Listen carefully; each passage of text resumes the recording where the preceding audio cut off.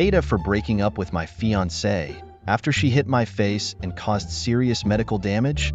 I am 27, and my ex-fiance is an attractive 25-year-old woman. We had a fairly decent relationship for 5 years and plan to marry in fall 2025. No kids. We both have professional jobs, shared and individual interests, and our own group of friends. We probably would have had a nice life together. I've always known about her excessive and over-the-top fear of insects, especially spiders and worms, and I've always done my best to be sensitive to this. Complete avoidance is impossible.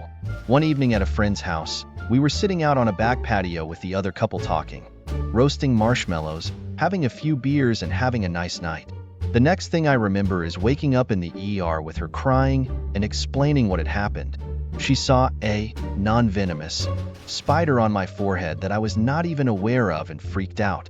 She picked up a cheap metal container that held a citronella candle and proceeded to bash my forehead. She thinks 5 times until she was sure the spider was gone. The result was 8 staples, internal brain trauma, and second-degree burns all over my face. It's been 6 months since this happened, and the burn scars are still slightly visible.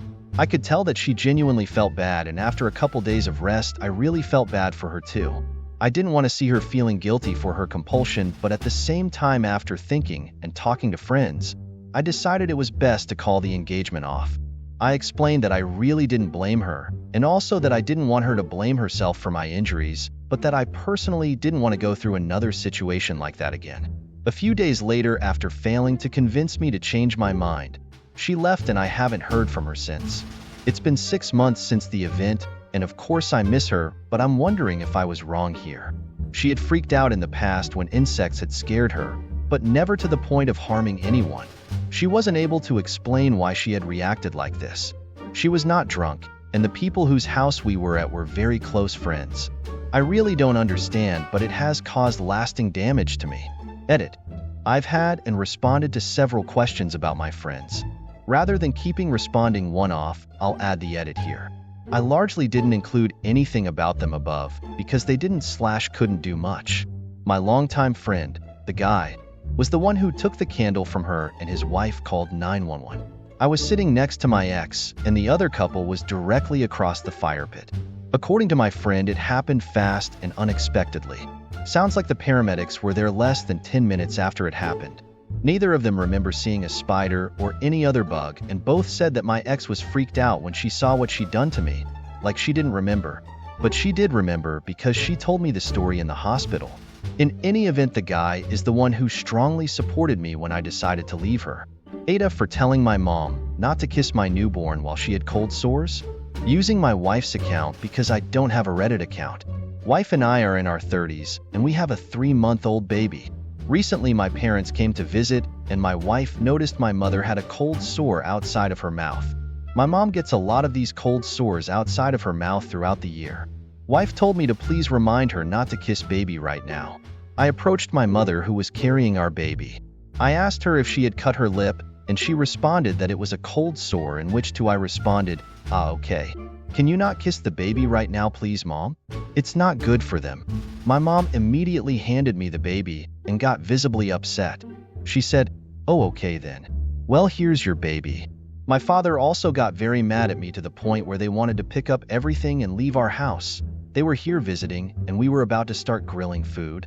They ended up staying. It was incredibly awkward. They called me picky, inconsiderate, and rude. My wife had told me about how serious cold sores and kissing babies can be. Could I have been nicer about the whole situation? I guess I could have pulled up an article, but both of my parents are very dismissive. They could have still called me crazy and told me I was overreacting. Am I the asshole? For not sharing my parents' inheritance with my aunt and uncle who raised me? I was 5 years old when my parents passed away in a car accident. With no other close relatives willing or able to take me in, my aunt and uncle, my mom's sister and her husband, stepped up to raise me. I was incredibly grateful at the time, and for a long while, I thought they were the saviors everyone said they were. But as I grew up, the reality of my situation became clearer. My aunt and uncle had 2 kids of their own, both a few years older than me. They were given every opportunity, new clothes, extracurricular activities, and family vacations. Meanwhile, I was the one doing most of the household chores. I cooked, cleaned, and took care of the yard. I wasn't outright mistreated, but there was a distinct difference in how I was treated compared to their children. When I got older, I started to realize that the way they treated me wasn't normal. My cousins were encouraged to pursue their dreams, while I was told that I should just focus on being useful around the house.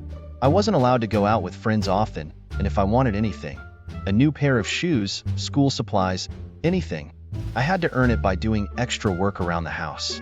They always told me that I should be grateful because without them, I'd have nothing.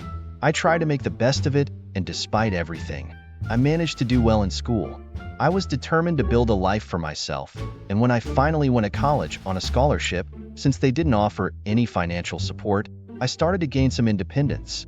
I didn't cut ties with my aunt and uncle, but I kept my distance, visiting on holidays and calling occasionally out of obligation more than anything else. Recently, I found out that my parents had left behind a significant inheritance. It had been in a trust that I wasn't aware of, and when I turned 25, it was all released to me. The money was life-changing, and for the first time, I felt like I had real control over my future.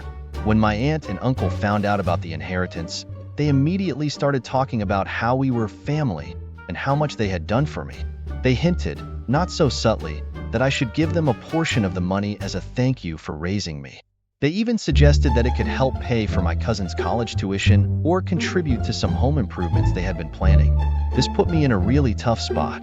On one hand, I did live with them for years, and they did provide for me in a basic sense.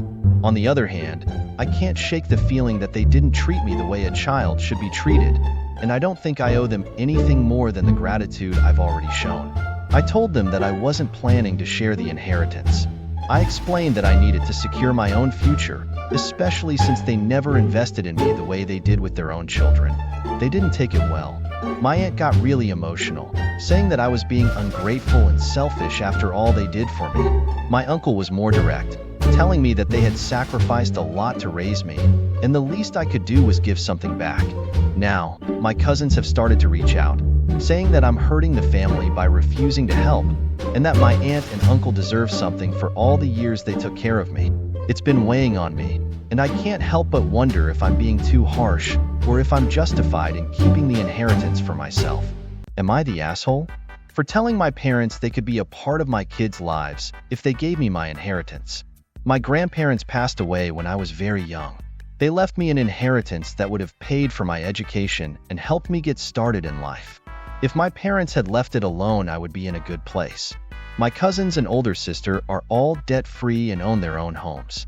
My dad decided that he could do better than the account my grandfather left my money in. I got $27,000 when I was old enough to get my money. That was about 10% of what everyone else got. My parents also lost a bunch of money that had been left to my mom. I have cut my parents out of my life. They were not invited to my wedding, and they have not met my kids. My sister is child-free, so I have their only grandchildren. My parents want to be a part of their lives. I said that if they replaced my money with interest, I would forgive them and allow them to meet my kids. They say that I'm being ridiculous and that the amount of money I'm asking for would put a huge dent in their retirement fund. I asked them how much they would have if my idiot father didn't think he knew better than my grandfather. My sister thinks I'm being mean. I told her that she was welcome to give me her money if she didn't think it was a factor. She said she wasn't going to do that. I also suggested she go have a kid if she wants them to have grandchildren.